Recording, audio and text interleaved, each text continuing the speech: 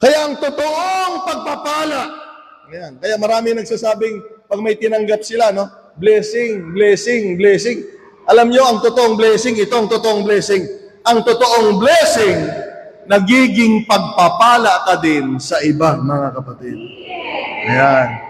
Pero kung sabi mo, oh, blessing at sinasarili mo lang, hindi galing kay Lord na blessing yon. Dahil ang blessing, pag alam mo galing sa Diyos, hindi lang yan para sa sarili mo at pamilya mo, kung hindi, tignan mo ha, when the Lord blessed Abraham, sabi ni Lord, you shall also be a blessing to others. O sabihin mo sa katabi mo, blessing pala dapat tayo, sabihin mo mga kapatid, amen. Blessing tayo.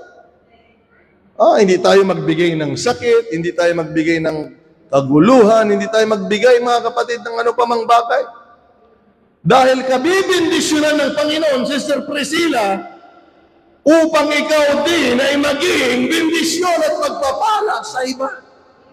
Hindi ba mabuti ang Panginoon natin, mga kapatid?